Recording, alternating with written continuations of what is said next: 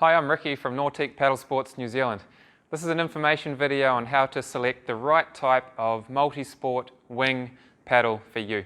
You might have a friend, someone who recommends something that works for them. That's great, good to have help from people, but it's really important that people ask you questions, or you ask yourself some questions about your own paddling, your own physiology, your own kayak that you use, because the characteristics of these different blades are designed to help you for the different characteristics of you and your paddling.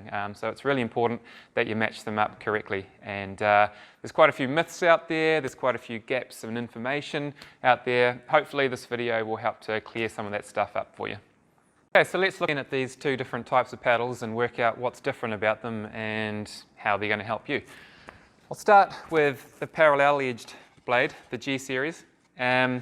So the key thing with a parallel edged blade is that this guy here is designed to be nice and balanced.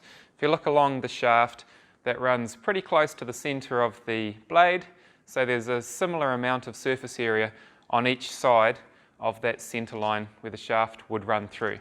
That means that no matter how you put that paddle in the water, it's going to feel pretty balanced. Let's compare that to a teardrop blade, which tends to have quite a lot more surface area over the top of the blade compared to the bottom, if you're imagining the shaft running right through the middle.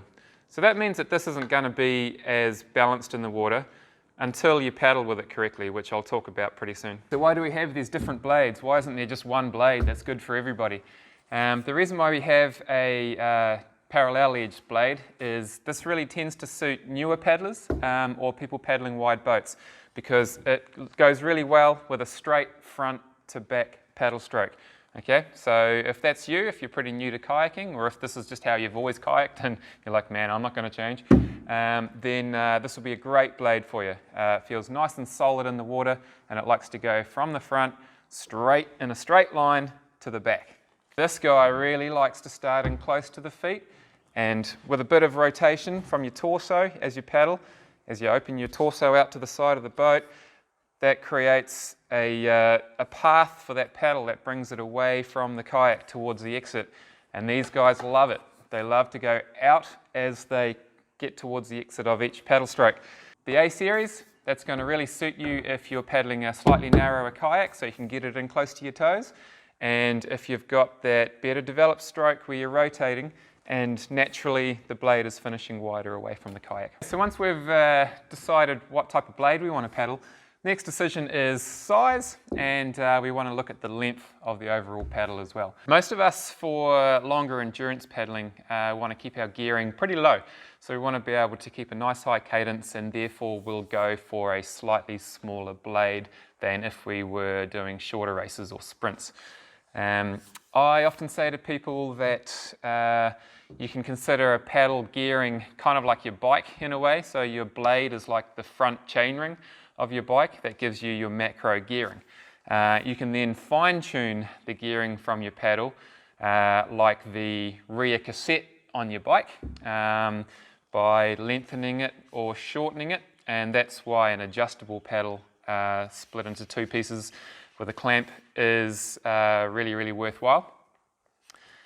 So I run about 209 centimetres, and I find that most multi-sporters do tend to run somewhere between 205 centimetres and about 212 centimetres. The main thing to consider is that the blade, once it's gone in the water, it actually has to go right into the water. So there's no point shortening it right down to give yourself a little bit easier gearing and finding that only half of the blade's going in the water with each paddle stroke. This is going to be specific to you, so everybody's a little bit different. And often again I say to people, when you're biking, do you naturally spin faster? Do you prefer to ride on an easier gear and spin really quickly? Or do you prefer to grind away in a slightly harder gear than the people that are around you?